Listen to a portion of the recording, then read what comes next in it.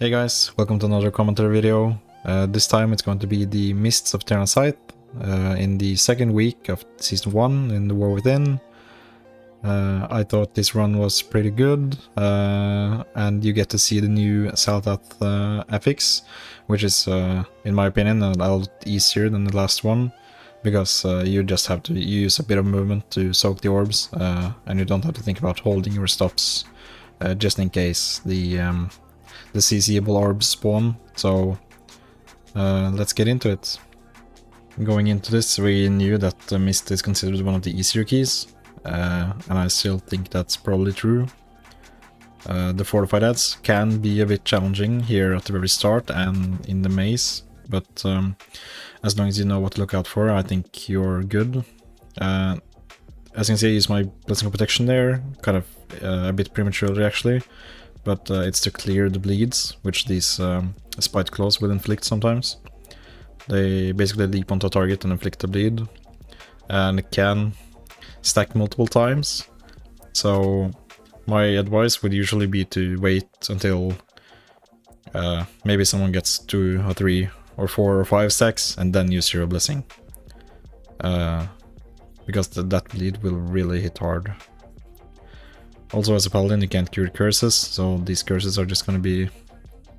I think they are avoidable. The spite claws drop a swirly when they die, but as you can see, we weren't particularly good at avoiding them, so... I don't remember what it actually does, but it seems like it wasn't a huge problem here. We take another pack of spite claws. Remember, this is fortified week, so even the smaller ones are going to be pretty rough. My Walker, as the only range player in the party, seems to get a lot of these stacks. Thankfully, he can clean, the Walker can cleanse the bleed themselves, but I believe the cooldown is about 1 minute, so these packs back to back, you have to really make sure that the person who gets the bleed is taken care of. We're waiting around a little bit. Our rogue had to change talents before we went any further. I believe he needs some kind of AoE talent, especially in fortified week. And as you see here, the balls are sort of just waiting around, because when you're not in combat, they're not gonna move towards you or move towards the ads. So you don't have to think about it too much if you're out of combat and the bolts are spawning. You can just pick them up whenever you feel like, before they despawn. And you can sort of extend the buff a bit, because picking up an orb will give you a like 20-second buff, which gives Leech and Mastery. And you can kind of staggeringly pick them up to extend the duration of the buff. The buff isn't too strong, but it's nice to get a little Leech. And Mastery might be good for some classes, especially Ret Paladin, I think, so they're definitely worth picking up, and they will buff the ads if you don't pick them up, so you're pretty hard incentivized to do it. Since we have a rogue, we can do a pretty easy skip here. I think a lot of routes has this skip included. If you don't have rogue, you might be able to pass that with a Soothe or a Dreamwalk. I don't actually know, but the easiest will be to use Invispot or a Rogue Cloak. This pack is pretty terrifying. Just make sure to use your stops, your Building Light. Make sure your party uses their stops and interrupts, and it's gonna be no problem. And remember to check if someone can open the door behind us here. Getting those buffs is pretty huge for the dungeon, and the especially the next boss. On Tyrannical it's very important, on Fortified not so much, but I believe they still give you 10% main stat, so they're pretty huge. Now these 2 ads before the boss they're kind of challenging. You have to make sure that they don't hit, I believe, 50% at the same time, because then you will get 2 large AoE damage abilities, which will just ruin your party. I think I use Aura Mastery here for the first one, because Since it's fortified, you're not gonna really need aura mastery for the boss, so it's nice to just make sure that this goes smoothly. I could see that they were being DPS pretty evenly, so I thought I had to like buy some time before the second ad started trashing. And it's not too bad, it's manageable. Also, you do want to save some cooldowns for the boss still, because of the burn phase. But I definitely recommend using your cooldowns on the trash whenever possible in the 4th week. Here we just pick up the balls before the boss. As you can see, we get the 10 stacks for 20 seconds, and as I said, it's not a huge buff, but it's a nice addition. This boss is the same as always. I do a bit of cleave damage since my damage isn't too important anyway, but you should focus down the Dromon. We actually did a run just after this where our DPS was way higher and we managed to burn Ingram Alloc in this burn phase, but I believe we aren't able to one phase him here, but it's definitely possible and not really hard at all on non-tyrannical weeks with a good party. Also, since you don't have to focus on healing, you can actually pump a lot of DPS here as a Holy Paladin. As you can see on the damage, I'm keeping up with the tank, which is alright. The amount of damage you do is actually kind of pitiful as a Holy Paladin compared to the the glory days. But it's still a nice chunk, and it's important that you do know your DPS rotation.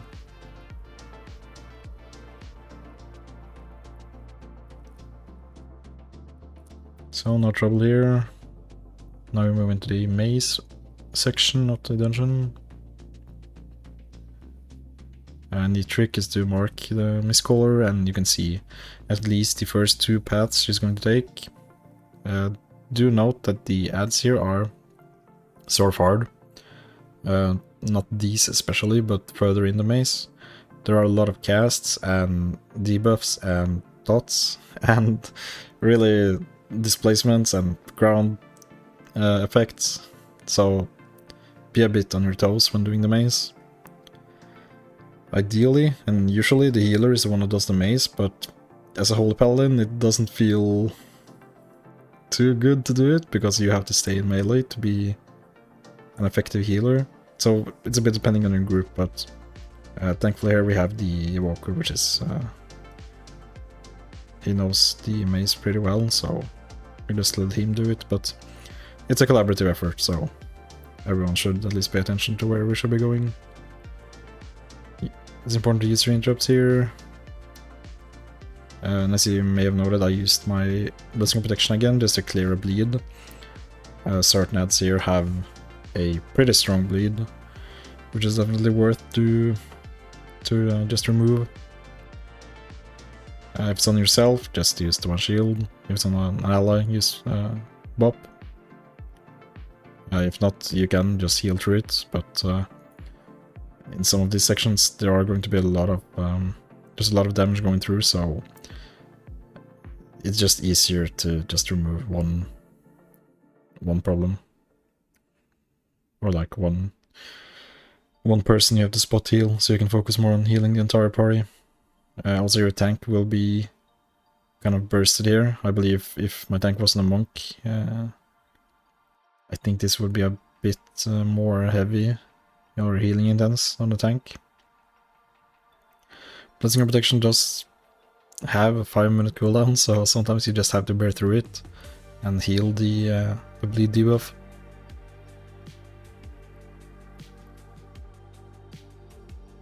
Also, since you are melee as a Paladin, you won't get charged. So our Evoker here is pretty pissed that he gets charged all the time, interrupting his casts and knocking him back. And it's not a great time. Which is, well, I'd say it's one of the benefits of playing Holy Paladin. You get melee mechanics instead of ranged.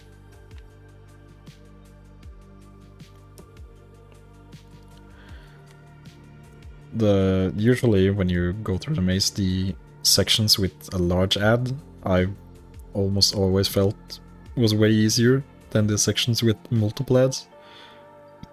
This is like a snooze fest. I think the only thing with this dragon, the tank has to move him out of the puddle and avoid the frontal, I think. And you see he does have a bleed, but it's not...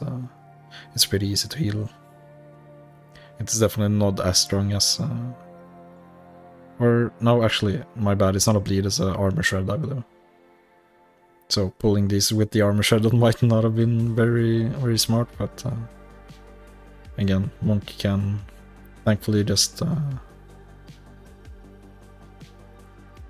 soak up a lot of the damage with Stagger.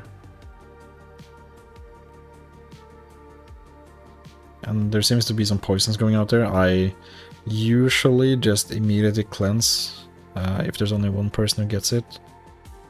But I did see that my rogue cloaked there, so it might not be necessary if your party member uses a defensive.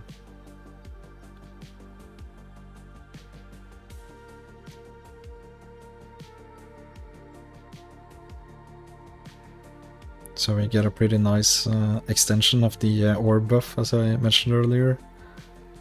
Because we were dragging the mob along and we didn't take the orb before the very last second. Here again, a lot of casts. The most important one might be Nourish the Forest, which is just a big heal on the entire ad group.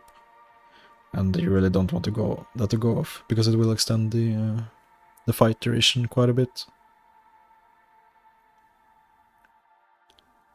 And I believe this is the penultimate room before the boss.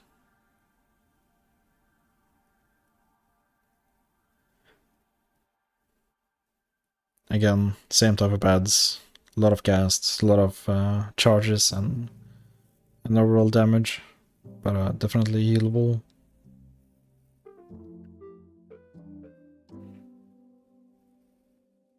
Since you're melee, soaking orbs is sort of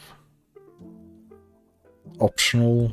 I definitely as you can see there, a cast did go off, Nourish the Forest, and they get a large hot, which basically heals them up to full health, meaning that you have to be in the combat a bit longer. I freed them the route because well, I was so far away from my party, I had to get in to heal them. I don't know what that route is actually caused by. It might be a cast. Doesn't matter. As you can see, my tank has heavy stagger. There is a lot of damage going on here, so you have to be really careful and don't be afraid to use your cooldowns.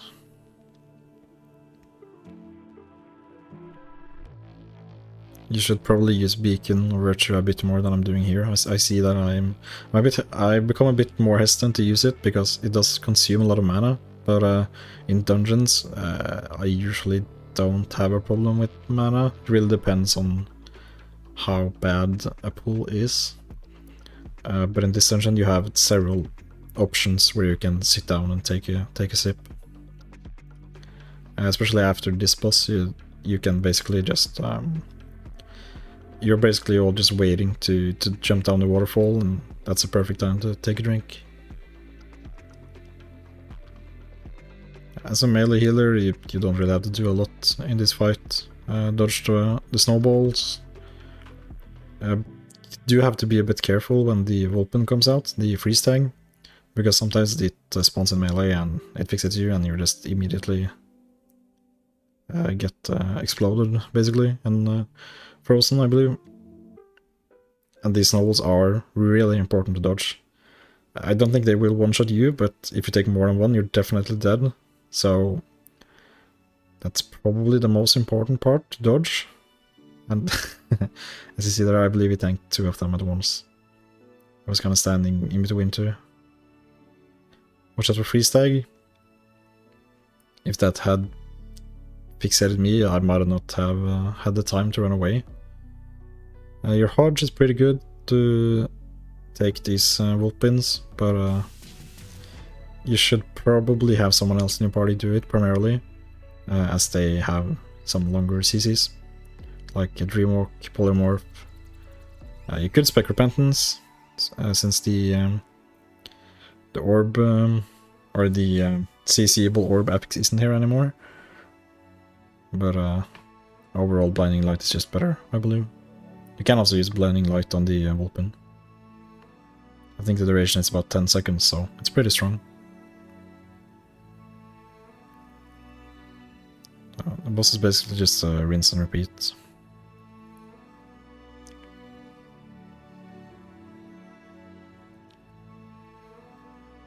And I think we get the last phase here with a memory game.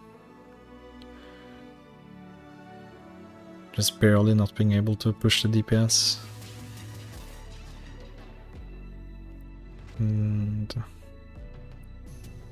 I think it was unfilled there. Again, it's a collaborative effort, so you have to just... Well, it's way easier in a com than in a pug. In a pug, you should probably be a bit more aware of which one you think it is, because I mean, trusting some random person to do it isn't optimal, but it's not too hard. So, and I think in the fight, the only penalty is that you will be taking an increasing amount of damage, which you as a healer can probably overcome if you see that you're killing the wrong target. Now these last few packs before the boss have a lot of, what should I say, punishing mechanics. There's large AoE here, there's Acid Nova, and they have a heal, and they have these are probably the worst ones, the Volti-Acid. They aren't poisons, so you can't cleanse them, they just do a shit ton of damage, and you should probably Divine Shield it if you get one. Because usually there are two going out at the same time. So therefore, again, you just having one less thing to worry about is very nice. We'll do a sort of large pull here to get enough count. Make sure you don't do what I just did there and get heal aggro before they tank cast. And these large circles on the ground are very important to dodge, they will knock you back. And here there is a shit ton of damage going out, so I had to kind of clutch this. I think we're able to make it through without anyone dying.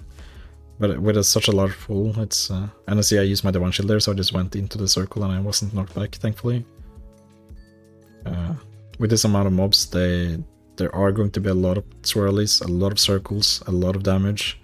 So you just have to pop your cooldowns. Again, the last boss isn't going to be too hard, so there's no reason to not use them. I guess it depends a bit on your route. If we were to pull another pack of 2 here, I don't think we would have been able to pull through. It's not really a mana issue, it's just a raw damage output issue. Or like a healing check, I guess. So in a group where you're primarily melee, Light of Dawn is worth if you hit all 5 members, but I usually recommend just using Eternal Flame, almost always.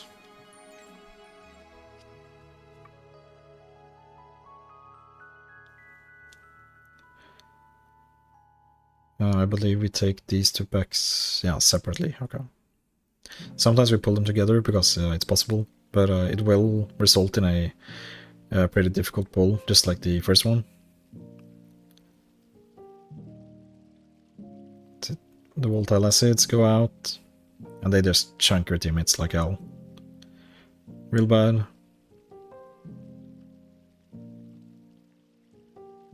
So again, it's just a question of whether you're aware of that debuff going out or not. And if you're aware, you just have to focus them. Just Holy Shock, Eternal Flame. The damage ticks every second, I believe, so you kind of have you have time to deal with it if you focus. Like here, I get one myself on another Paladin, and you have to heal yourself first. That's basically the most basic rule of healing. And we're onto the boss, which is not too bad. There is a lot of movement involved, especially with the new affix. And our rogue gets chunked there. I think he tanked a couple too many green pools. But remembering that you can use your CR is also helpful. I know that I took some time. I hadn't really played in Dragonflight, so I wasn't familiar with the fact that Paladins did have CR. But it's a cast, so you have to be very careful when you use it, that you're not locking yourself into some kind of mechanic. Again, the fight is pretty bursty when it comes to damage. Even when people are dodging everything, the consumption phase just does a lot of AoE, I believe. If you get a fixate, you can just use the one shield or bop yourself, and it won't be a huge problem. I believe they will target someone else, so maybe make a call that you are bopping yourself, so that they know that the ads might be targeting them. I'm actually not sure about that, if they target you or just choose another target. They usually do choose another target normally if you bop yourself and have aggro, so I'm guessing they do as well.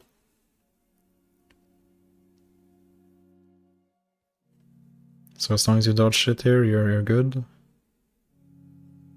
And yeah, I get fixated 3 times in a row. No, actually just twice. Here I use the one shield, yeah. So with the one shield, it's nice because first of all, you don't get hit by the ads, and secondly, I seem to ignore the mind link mechanic, which this boss has, so I can just stay in melee instead of having to break the link. So I kind of had 2 birds with one stone. And that's a +2 time. Pretty good. Again, this dungeon is considered one of the easiest, but you still have, there are still a lot of checks you have to clear. And being aware of the ads, especially in 4th week, is very important. Just handling how you're gonna deal with the bleeds and the poisons and the debuffs is important.